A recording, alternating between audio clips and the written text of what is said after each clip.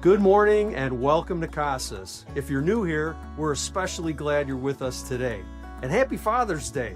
Today we're grateful for the dads, grandfathers, stepdads, mentors, and father figures who have invested in others through their presence, encouragement, wisdom, and love. We celebrate you and the difference you've made in the lives of those around you. At Casas, our mission is simple: loving people into the acceptance and freedom of Jesus Christ.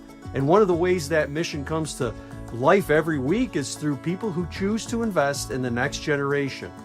Today, you'll hear stories from Casas kids and student ministry, not because we're trying to fill volunteer positions, but because we believe some of the most meaningful ways we can be part of what God is doing happen when we help create spaces where kids and students feel seen, known, accepted, and loved. In many ways, that's what we celebrate today: the impact of people who choose to invest in others. Whether in a family, a classroom, a small group, or a ministry environment, those moments matter. God often works through ordinary people who simply say yes, and sometimes those simple yeses can shape a life for years to come. So as we worship together today, consider this question: what might it look like for me to invest in what God is doing in the next generation? Again, we're glad you're here today. Let's worship together. Well, good morning indeed. Welcome. We're going to go ahead and stand. We're going to worship this morning. We're going to lift our voices together. It's going to be a great morning.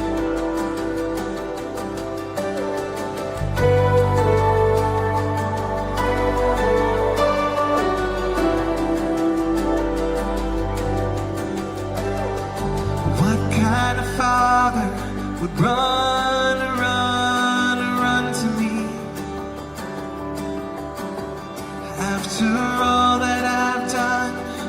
You're still here with me. And what kind of father would take me as I am? You don't care where I've been, just that I'm here with you. With a love's arms around me, I'm finally home. There's no better feeling than being known. Always good and always kind.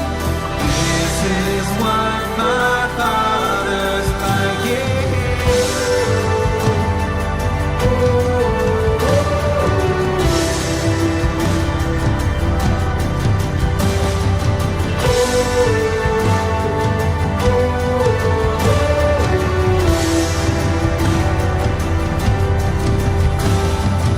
What kind of father would give his only son,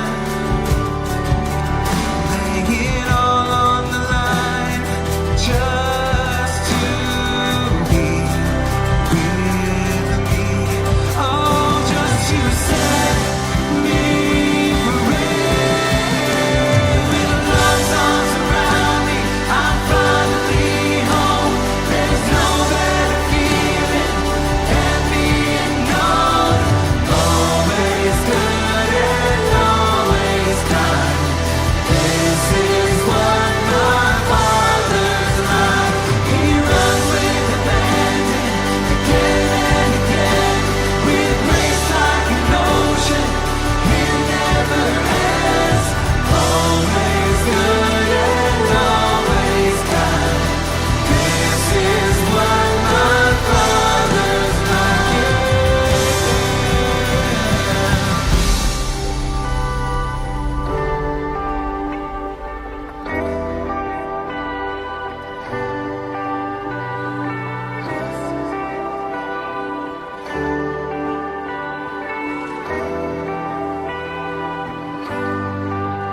After all that I've done, didn't know what I'd find, but you ran out to me. To my surprise, put a robe on my back, a ring on my hand, a crown on my head, and you welcomed me in. After all that I've done, didn't know what I'd find, you ran out to me.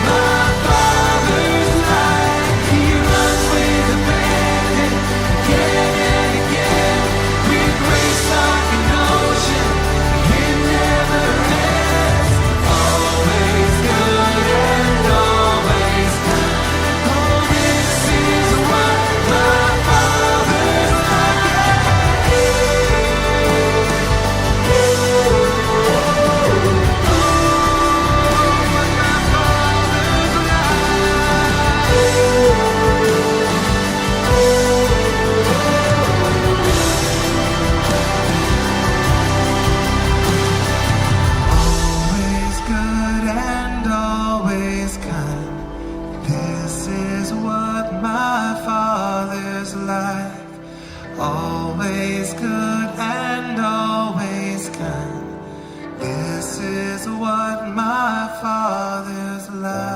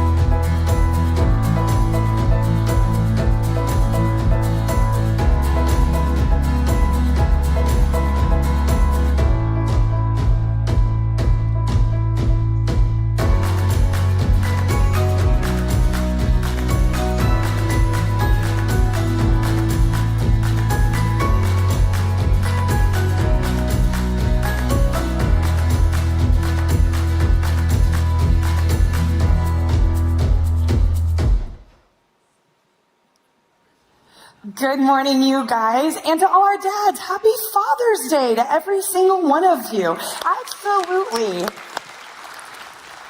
You know, dads, in case you don't know this or you don't get to hear it often enough, we are so incredibly thankful for you and for the way that you uniquely show up for your kids.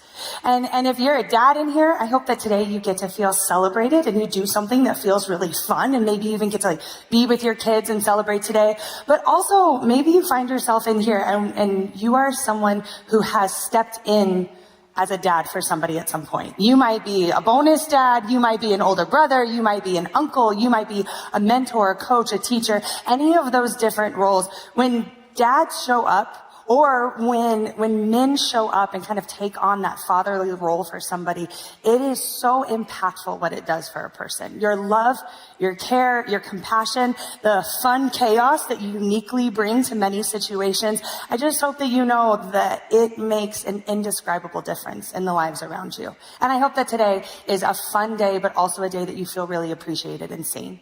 And we've got a couple different ways that we at Casas wanted to celebrate the dads of Casas Church. So if you are a gentleman in here, know that you've got free coffee over in the coffee spot. Plus, I hear that there are donuts out in the lobby. And if you haven't had a chance, I love that. Donuts, we're like, yes.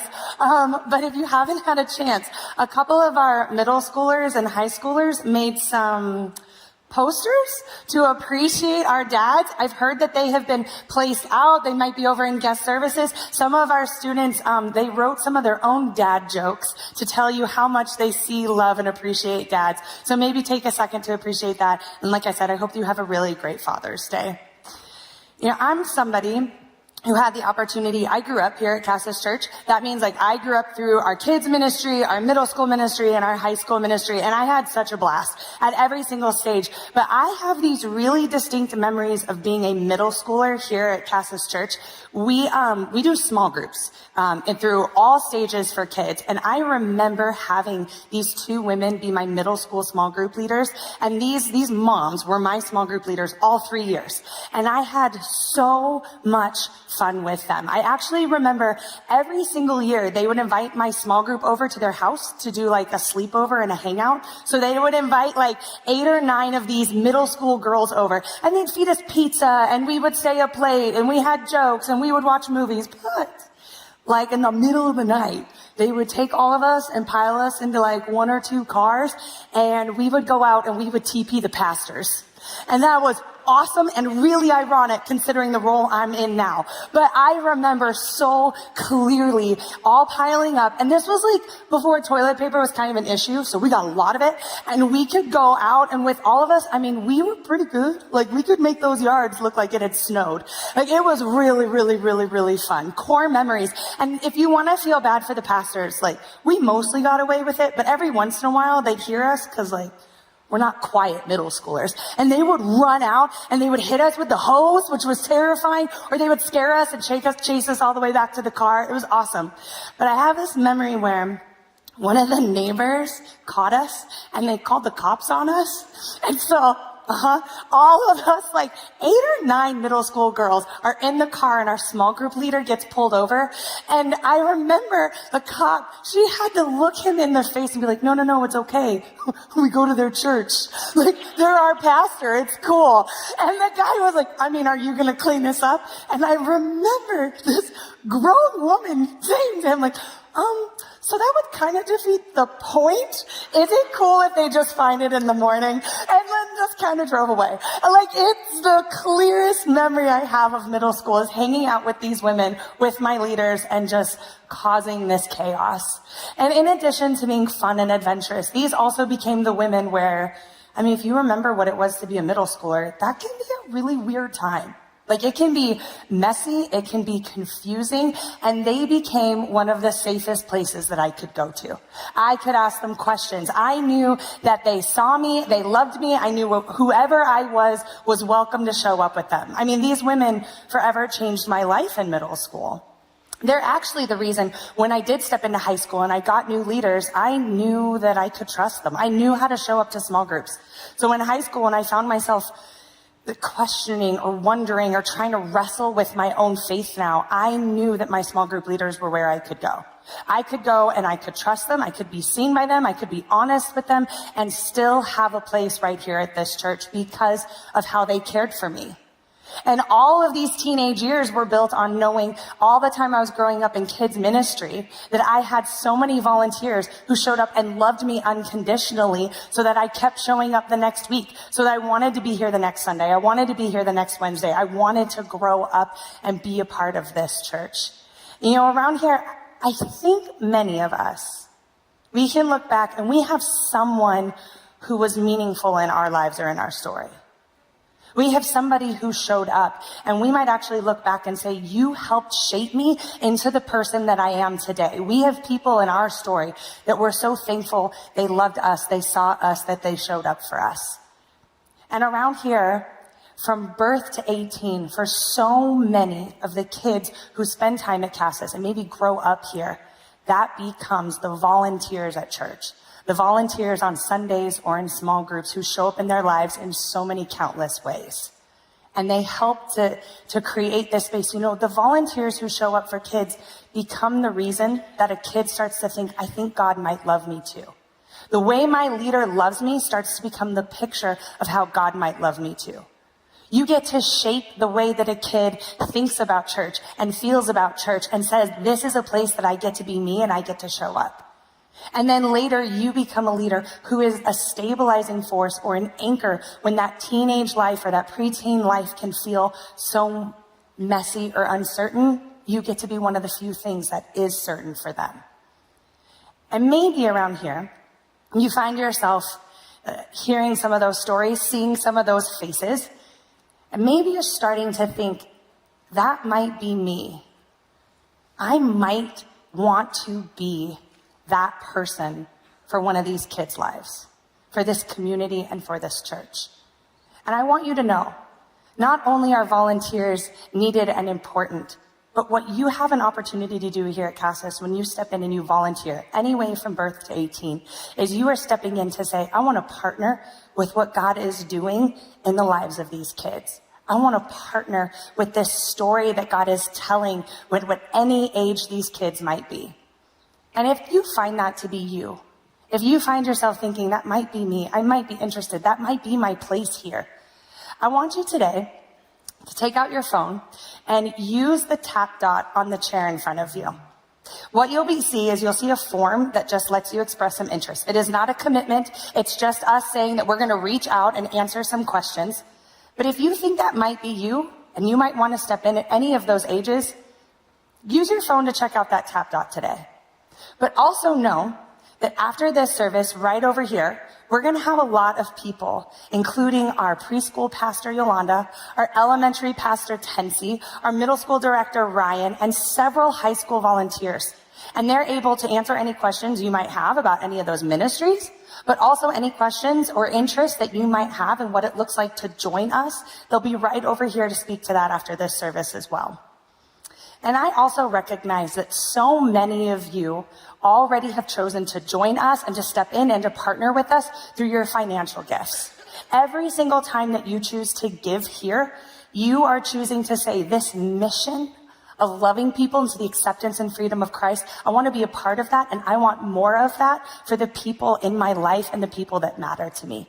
And we've got a lot of different ways that you can partner with us. We've got giving boxes in the back. We have Venmo. We've got a giving page online with a lot of different information and different ways to be able to give around here also. This morning, in addition to celebrating dads, we are going to be starting a new series with Glenn, but also we've got a chance to keep worshiping together. So if you guys would join me, we're going to pray for the rest of this day and for our weeks as well. Dear God, I'd love to take a second and just say thank you for the dads in our lives. Maybe it's our dad, and we're so thankful who they are and how they showed up and how they loved us and they cared for us, Father. But maybe it's also men that you raised up to be in our lives, to be a dad for that season. We're thankful for the fact that they saw us, they stepped into our story, they cared for us, Father.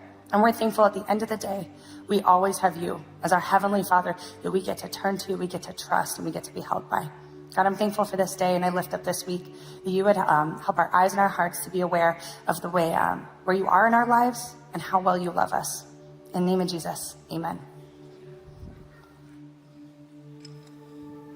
We're going to continue in worship if you all would stand. And I would just love for you to kind of focus in on the love that our Heavenly Father gives us. It's perfect, it's kind, and it's good. So let's sing this out together.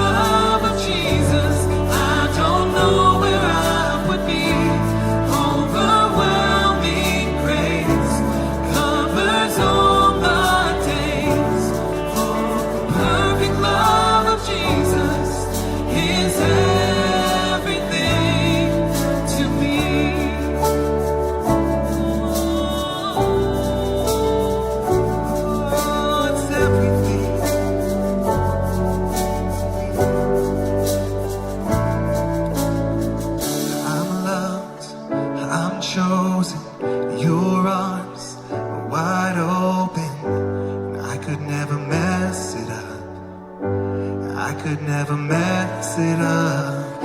I'm loved, I'm chosen. Your arms are wide open. I could never mess it up. Oh, I could never mess it up. I'm loved, I'm chosen. Your arms wide open. I could never mess it up. Oh, I could never mess it up. I'm loved, I'm chosen. Your arms wide open. I could never mess it up. Oh, I could never mess it up. All I see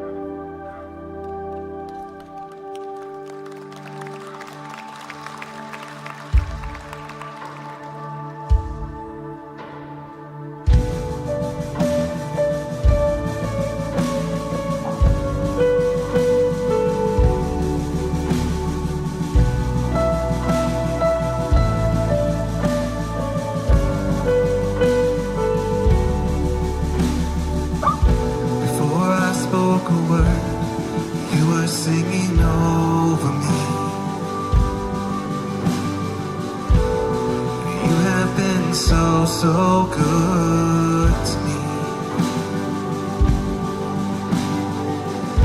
Before I took a breath, you breathed your life in me. And you have been so, so kind to me. Oh, the overwhelming, never-ending, reckless love of God. Oh, it chases me down, fights till I'm found, leaves the 99. I couldn't earn it, I don't deserve it, still you give yourself away. Oh, the overwhelming, never-ending, reckless love of God. Yeah.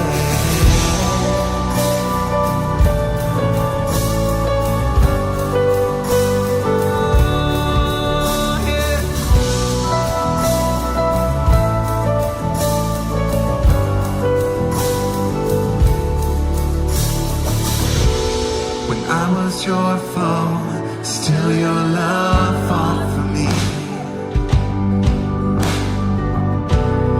You have been so, so good to me. When I felt no worth, you paid it all for me. And you have been so, so kind to me. Oh, the overwhelming, never-ending, reckless love of God.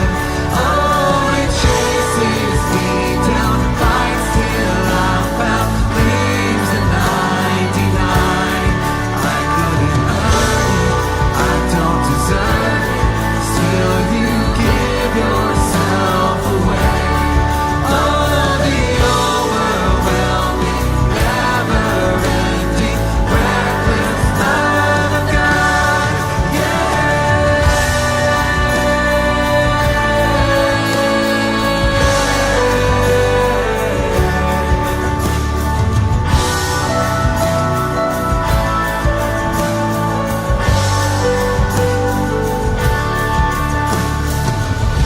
There's no shadow you won't light up, mountain you won't climb up, coming after me. There's no wall you won't kick down, lie you won't tear down, coming after me. There's no shadow you won't light up, mountain you won't climb up, coming after me. There's no wall you won't kick down, lie you won't tear down, coming after me. Let's sing that again, here we go. There's no shadow you won't light up, mountain you won't climb up, coming after me. There's no wall you won't kick down, lie you won't tear down, coming after me. There's no shadow you won't light up, mountain you won't climb up, coming after me. There's no wall you won't kick down, lie you won't tear down, coming after me.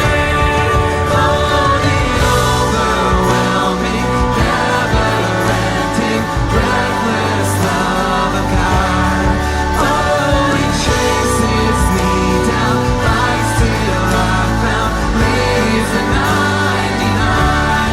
I couldn't earn it, I don't deserve it, still you give yourself away. Oh, the overwhelming, never-ending, reckless love of God.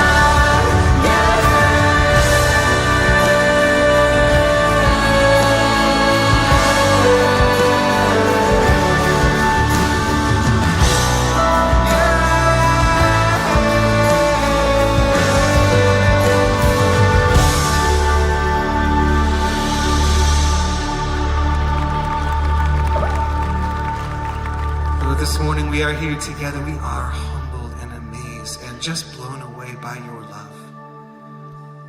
A love that has has always been there no matter what. It's a love that knows no match. And of course, we don't deserve it, but you give it to us anyway, all the things you do for us.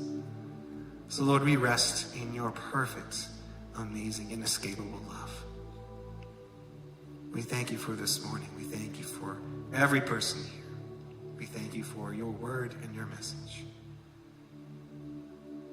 Amen.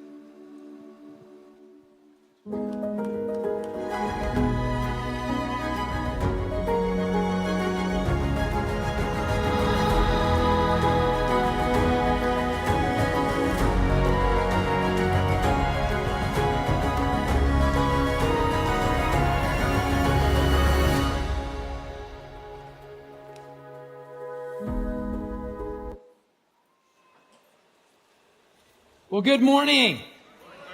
It is so good to have all of you here, and those of you who are joining us in the chapel service and online, as we, just starting off summer here. And happy Father's Day to all of you fathers out there. So in this new series, we're going to be looking at a particular chapter in the book of Proverbs. And so if you have your Bibles, go ahead and flip to Proverbs chapter 10. And each week through this series, we're going to just take one verse or passage out of this and go through it. And here's kind of the cool thing about Proverbs is it's a different kind of literature. And it's really just, it's wisdom literature. And so don't read this as a promise.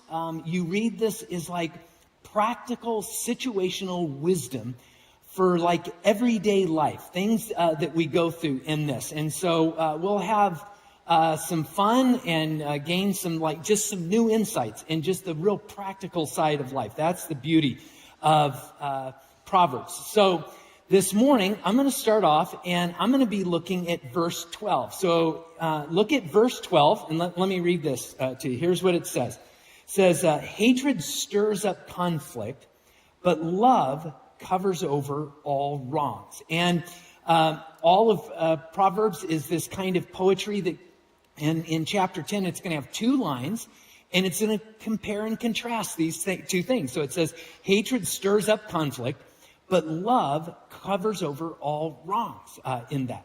So when I was in college, at one point there were four of us, the four guys, and it was the first time I think that I'd ever lived in an apartment. I was out of the house, and one of my roommates was a guy by the name of Eric Hine, and he was from Paducah, Kentucky, and he had started dating this girl, and he really wanted to impress her by cooking her this really good meal.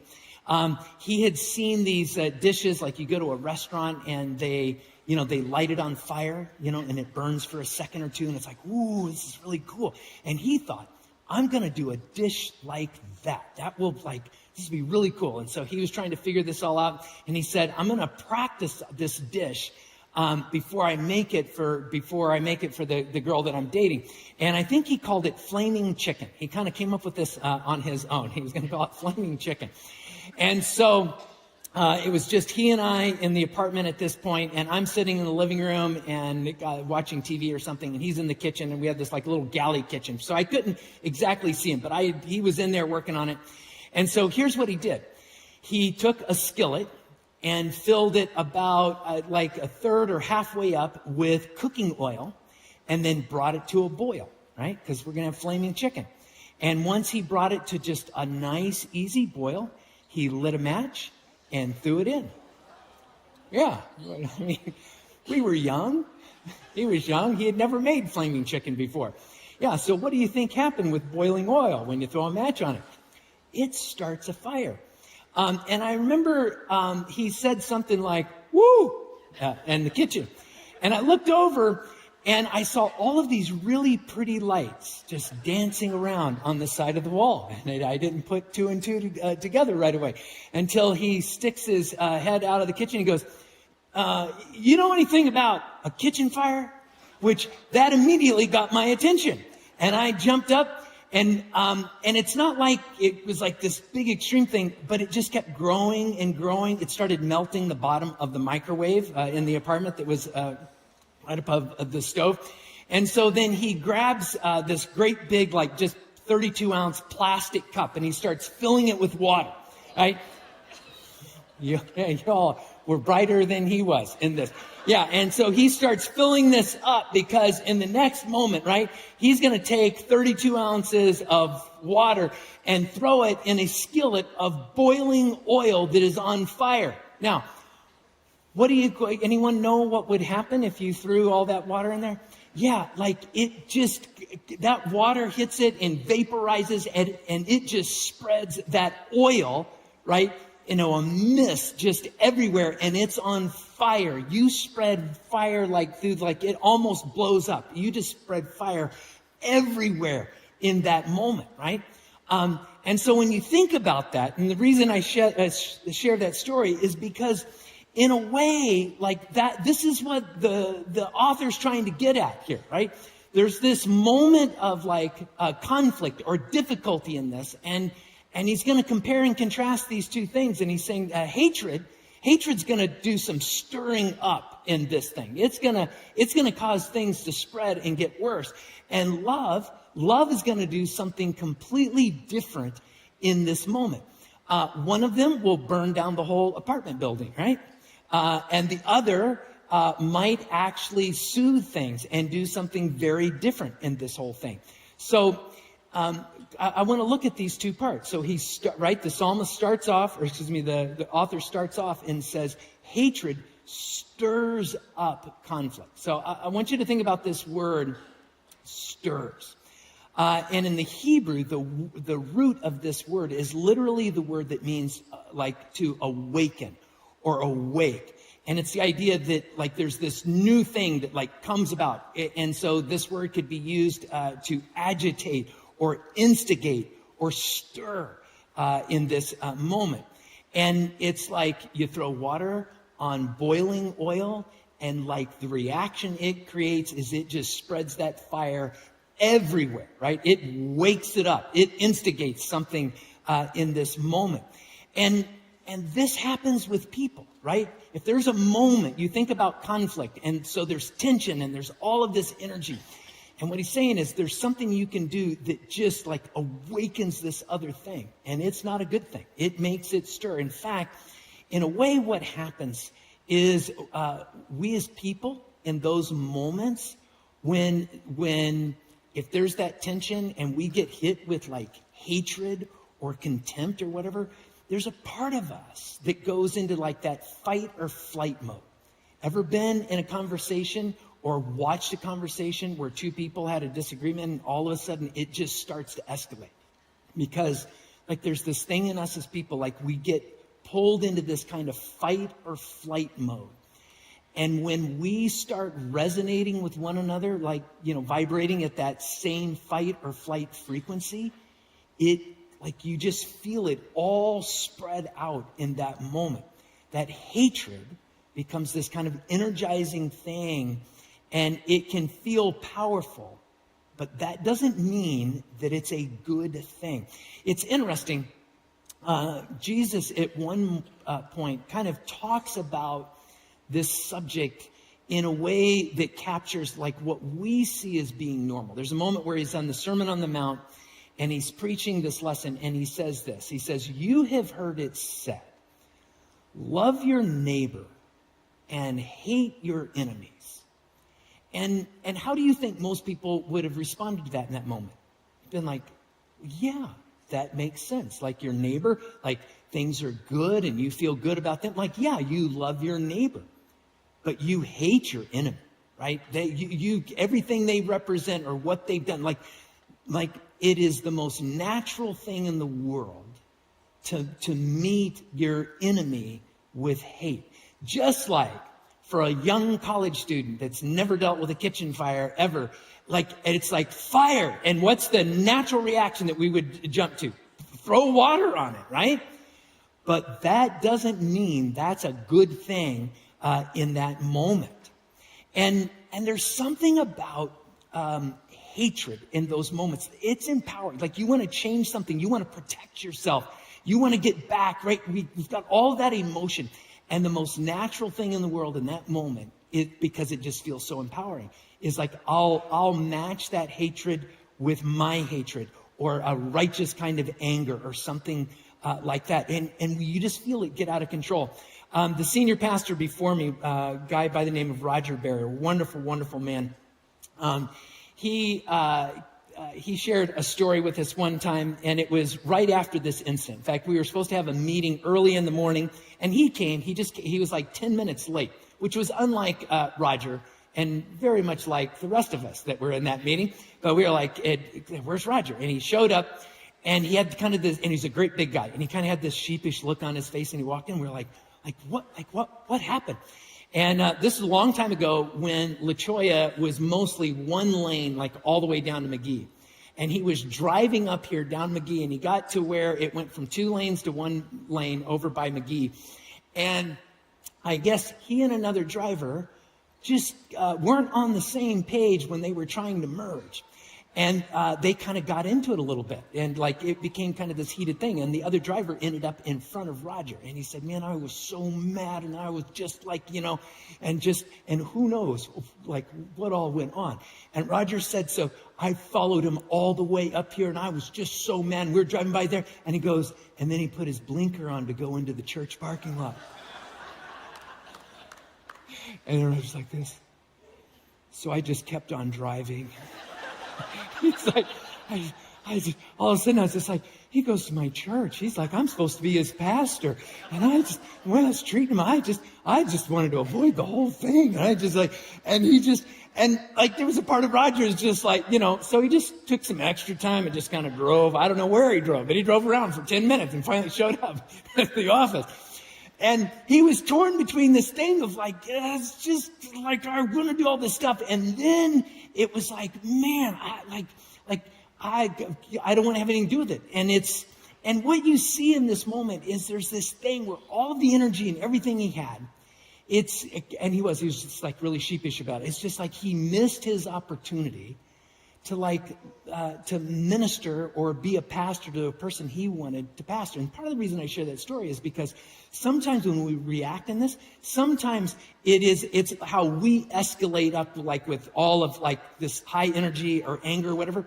But the opposite can happen too. Sometimes out of all of that, you know what we can go into? Is avoidance. I don't even want to deal with it. And we run from it. And you might be thinking about this. And,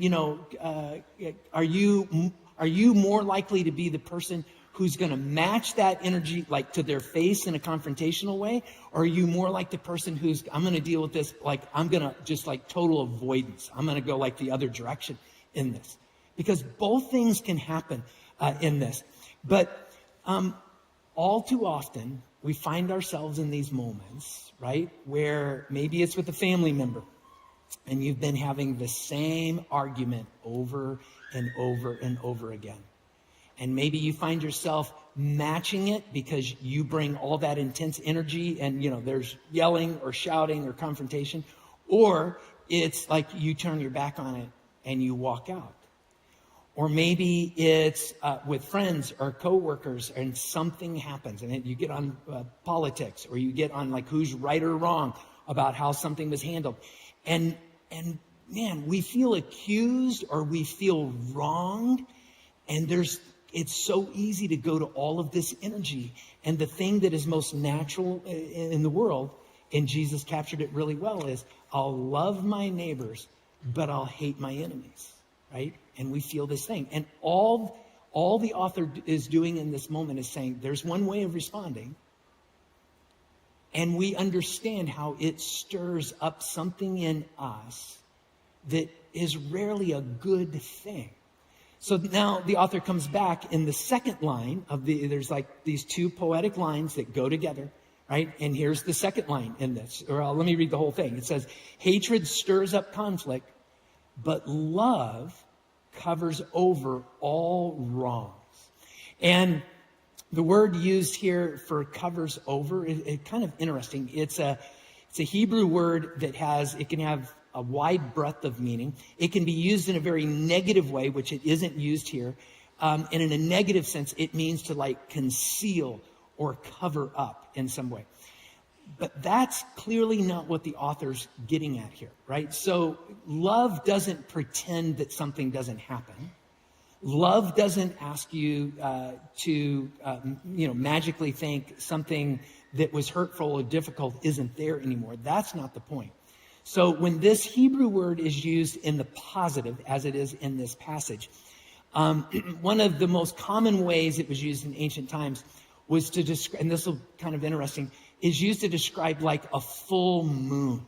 Okay? So I want you to think about for a second, like when a full moon comes all the way up, and that full moon actually is shining like this bright light that just shines this bright light throughout like the entire night sky. Ever walked out in the middle of the night when there's a full moon and it's like the darkness is actually pushed away a little bit?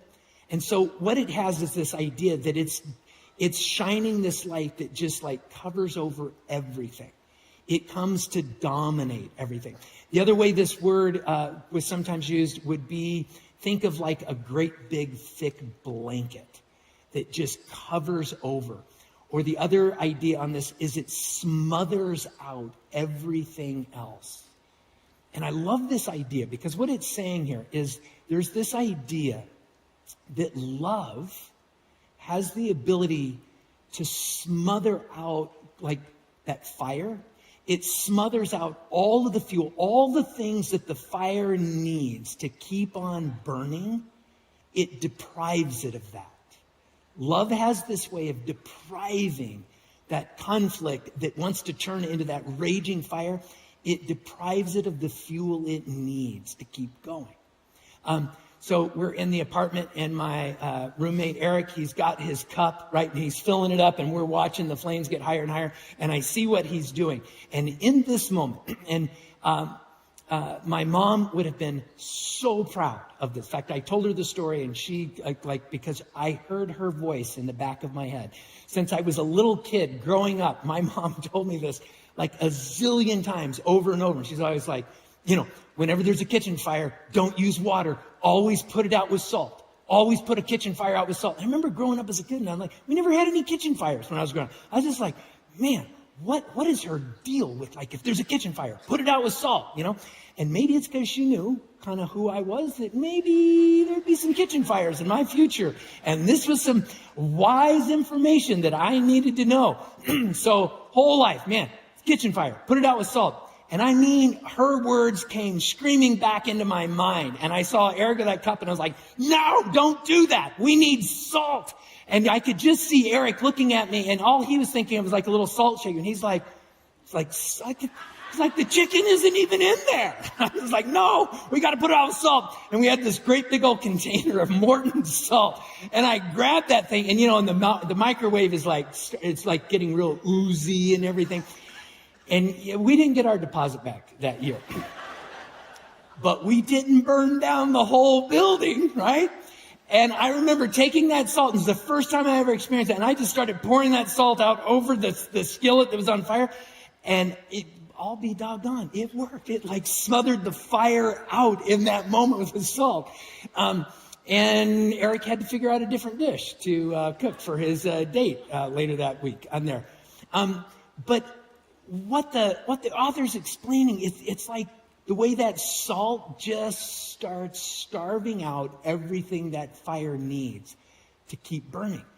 And what he's explaining in this is like, this is what love does. It has this effect on people. Like, because when we get into those encounters, we can either bring hatred that stirs something up, or we can bring love that has this covering effect in something. So another story about Roger in this.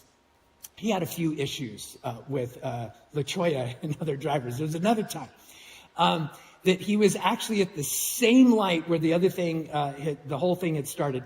And I wasn't there, but here's how Roger explains it. He said, like, somehow me and this other driver, he said, I cut him off, and he was so mad. And then like we go through the whole thing, and we get to the light, and he says, and the light turns red. And he's like, oh, but he said, that's okay, because there was a car in front of me and there were no cars in front of him. And so we were going to pull up to the red light and he'd still be in front of me. And he said, but when the light turned red, the other car that he kind of got into it with, that car held back and didn't pull up in the spot. He waited for Roger to pull up next to him in that moment. And this was a long time ago. This is back in the days when most people didn't have like electric windows. You know, so if you're younger and you hear the term roll down your window and you're like, what does roll down your window mean? It's because there was a time when you had a crank, not a button, and you rolled down your window. And Roger goes, and I'm pulling up and I realize he's going to be right next to me. And he goes, I can see him leaning over and he's rolling down his window because he's going to have something to say to me. And you just feel the tension, right? You can just picture Roger in that moment. It's just like, oh my gosh, we're going to have words in this whole thing or whatever, right?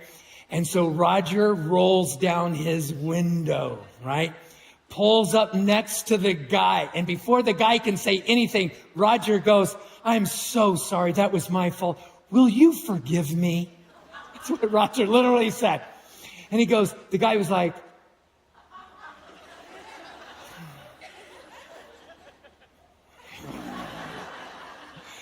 and it's like in that moment, the way Roger responded, it was just like, it just like smothered. Like, what is he going to say?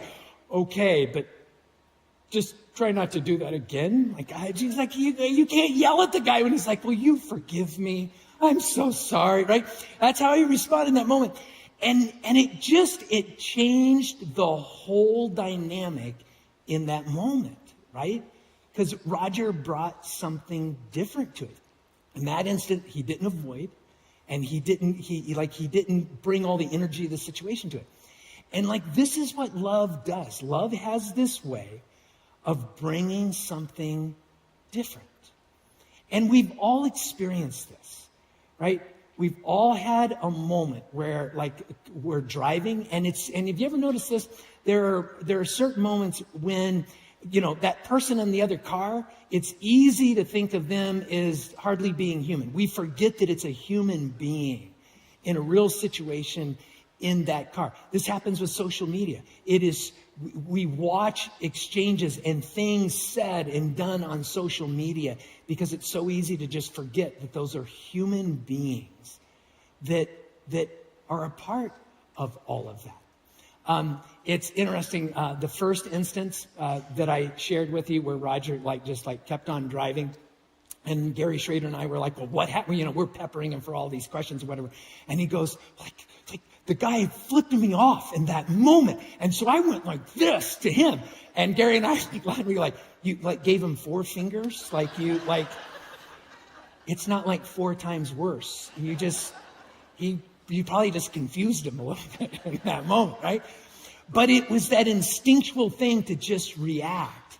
But there's something about love that doesn't do the instinctual thing in that moment. It chooses, right, to engage in a different moment. And this is what makes love our superpower. You know, we talk about love as our superpower around here. If we want to affect change, if we want to make a difference in people's lives, if we want to make a difference in Tucson, in our country, and in the entire world, love is the thing that has the power to change people and situations in our world in amazing ways. And one of the reasons I was kind of excited to talk about this morning is because I want to talk a little bit about love as our superpower and how this works. Because for us, love as our superpower is not just a nice slogan. It's not like just a nice phrase or value to just say. It's practical. Love, it's not always easy, right? But it actually does something that is really powerful. And I want to just take a little bit of time here and just talk a bit about this. And I want to give you 3 things about love that I want you to remember that will help you understand why it is so powerful and how we can engage it in a powerful way. Now, I go back to what Jesus said, right? He's in the Sermon on the Mount, and he says to everyone, you've heard it said, right? Love your neighbors and hate your enemies. And everyone go, yes, that makes total sense. But he then goes on and he says, but I tell you to love your enemies. And when Jesus is saying this, what he's telling us is, if you want to be my follower, this is how I'm going to change the world. This is how I'm going to make a difference in the world. It's not just about loving the people that you love or treat you nice or love you. It's how do you step into situations, even with those that you would think of as your enemy? Love them in this. Now, let me give you a really practical definition for love. There'd be a lot of different ways we could define and talk about love, but just out of practicality and how we think about love around here, let me give you a definition for it. And it is this: acting in a way that seeks the good of the other without an agenda. And it really is that simple. In the most practical way, love is saying, okay, I'm going to seek the good of the other without an agenda. In other words, it's not about manipulating that person. It's not, it is just genuinely seeing them as a human being that matters to God, and therefore they matter to me. And I'm going to treat them in a way as if they really do matter to God. I'm gonna seek and want their good in all of this. And when we do that, you are tapping into something that can change people in this world in ways that nothing else can. So, in this life, in real life situations, we're going to be in places where how we react can burn the place down, right? Or it can set us up to actually make some change. So 3 things. Here's the first one. Love creates a different kind of energy, right? And you heard me talking about that like fight or flight thing, that oftentimes when we get in conflict, the energy we want to bring to it is this kind of fight or flight. And we get that. You can draw energy off of it, and it feels empowering, and it seems like I can get things done. If I fight this out, man, things will happen in this moment. But it doesn't mean that they will be deep or lasting changes. And there's something about love that brings a different energy in this, right? When the author says hatred stirs up conflict, but love covers over all wrongs, he says. What's interesting is there are at least 2 New Testament authors that will quote this very proverb. And when they quote it, the Greek word that gets used in the second part of this, where it says it covers over all wrongs, both those authors, Peter and James, when they use the word for wrongs, they use the word sin. That love covers over like even the wrong of sin, right? And you think about, oh my gosh, like it has the power to do that. Yes, because there's going to be moments where you're going to be wronged, where you're going to feel hurt. You're going to say, what that person did to me is a sin. What that person is doing in our world is wrong. But just because it's even to that extreme side doesn't mean, okay, well, now I get to bring a little hatred because like there is sin in this. It's like, no. What we bring is love in this. A number of years ago, we had a guy that showed up, and he got here a little bit early. The first service had already let out, and he was coming for the next service. And when he showed up, and he was it was his first time here. He was kind of asking some questions. And then he found out that we were going that morning. It was a woman who was going to be giving the sermon. And that just hit him wrong. Now, and when he started to make it known, and he was talking with one of our volunteers that was kind of in a greeting area right in the room. It used to be right back here in the back where we had the tables and stuff set up back there. He found this out, and he was a little upset, and he was a little intimidating. So, if you think about, like he rode in on a Harley, and he looked like he rode here in a Harley, like the Sons of Anarchy. Okay, he came in and he was a great big guy. Like he had to be over 6 feet, 6'2" or more. And he came in here and he got in the face of one of our volunteers who looked over and saw Ryan standing nearby and said, and again, was kind to this guy, but it was just like, you should probably take your question to Ryan over here, right? So he walks over to Ryan. Ryan had no idea, what was going on in that moment. And so as he began to engage Ryan with this thing, what he's wanting to have is an argument about doctrine and over the Bible. In fact, when he came up, he is like, so you don't believe in the Bible? You got a problem with obeying the Bible at this church or something like that, right? There's a kind of energy that he was bringing in to this thing. And what he was expecting and looking for, what do you think he's expecting and looking for? Right? Yeah, an argument. Let's argue. I'm gonna win this argument. I'm gonna show you why you're wrong in this moment. And what Ryan brought in that moment wasn't, okay, let's argue about doctrine. You got your verses, I'll show you my verses in this moment. Instead, Ryan engaged him in a different way. Like one of the things that Ryan saw immediately is like, okay, this energy tells me like there's more going on here than just you have a disagreement with us about what we believe is the appropriate role for women in the church. And Ryan said, I get it. I know there's like lots of churches that would not have women pastors or teachers, but that's not us. We look at the Bible and by the way, how are you doing? Because it seems like maybe there's something hard or difficult going on in your life, right? And so Ryan met him with this completely different energy in this, at which point he's not getting the argument that he wants, right? But he's not going to soften up or open up at that point. But Ryan kept meeting him with this different kind of energy. And so he was kind of tired of that, and the discussion wasn't going to go any further, but he was still kind of standing on his ground. And so I was standing at a few tables over and didn't know what was going on. And Ryan was like, by the way, if you want to talk with our pastor, Glenn's right over there. And so he went over to, thank you very much, Ryan. And so he went straight over to me. And again, in the little walk over there, he's building all the same things up. Like, why is this church doing this? This church, this is sin. This is wrong.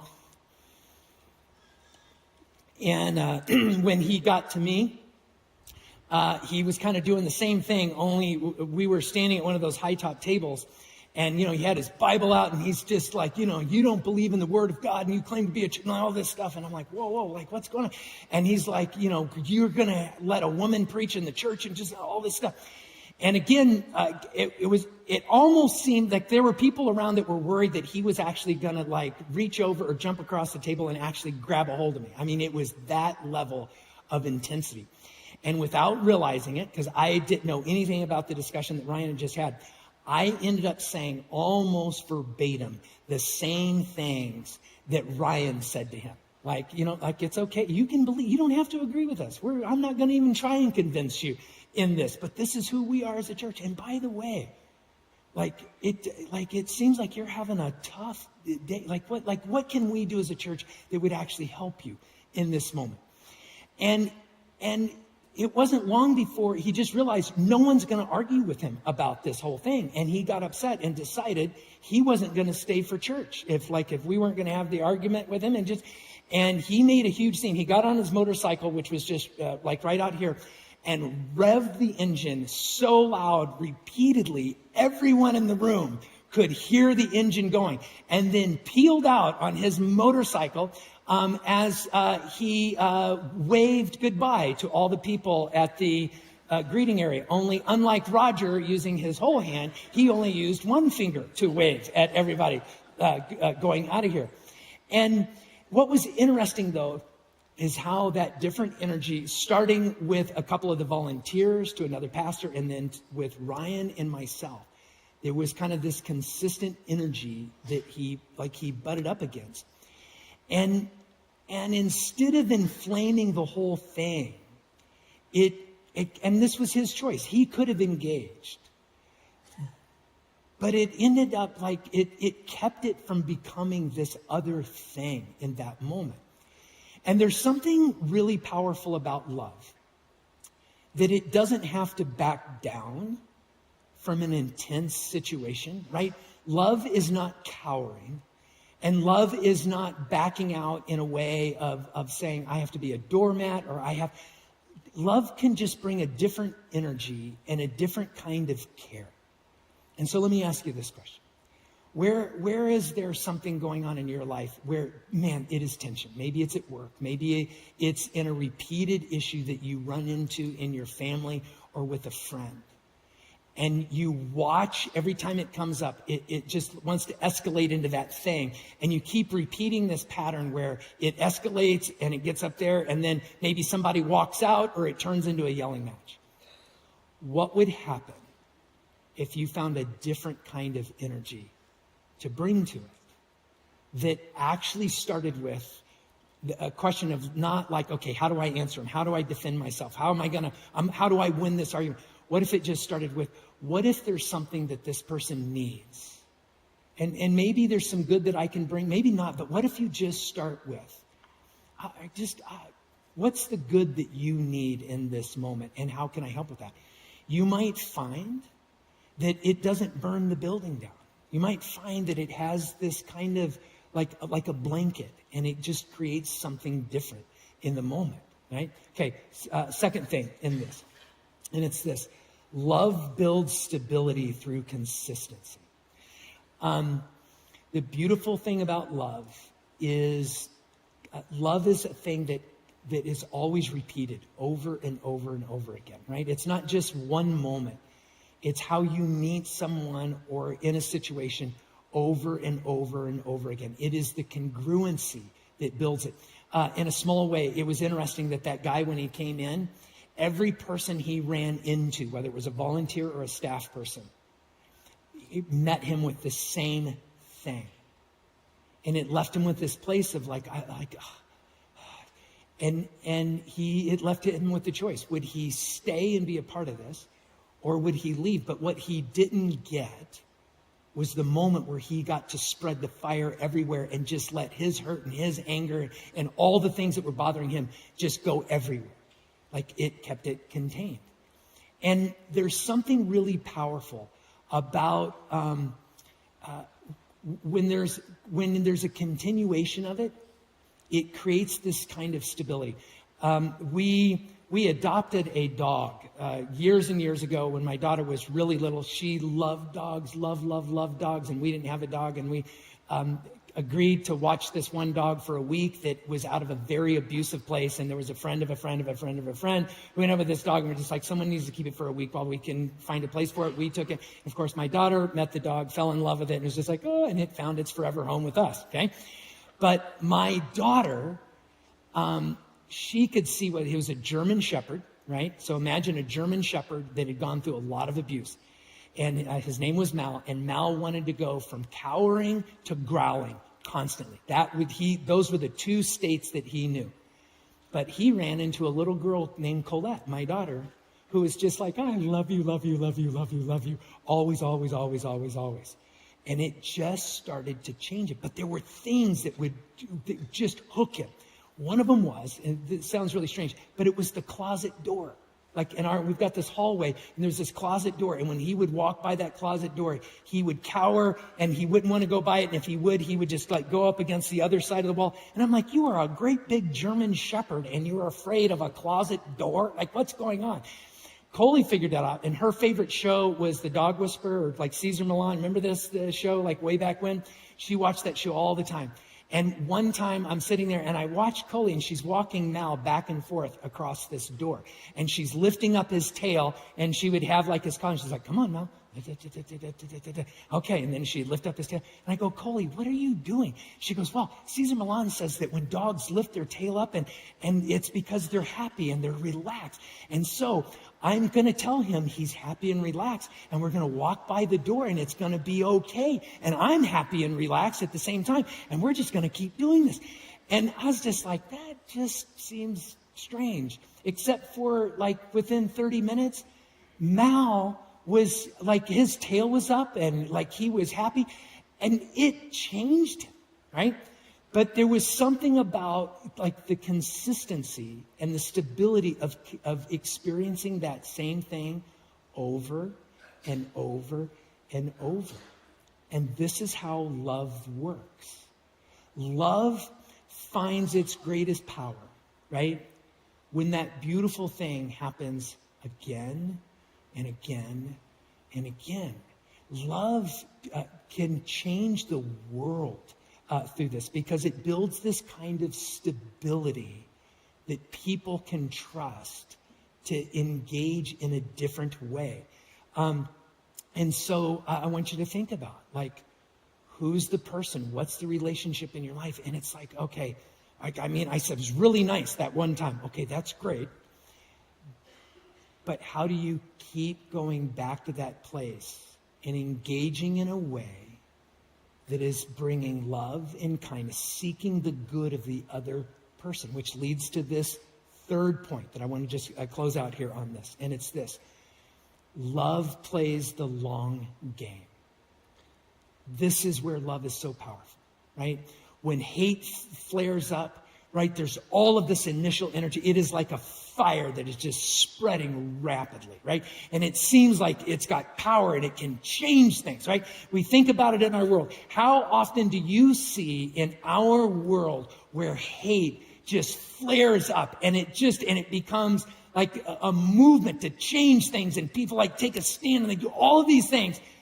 But in the end, you look back a year, 5 years, 10 years, 50 years, 100 years, and nothing's really changed. Because that's hate. But love plays the long game. And love keeps building and keeps building. And it makes changes, not like a fire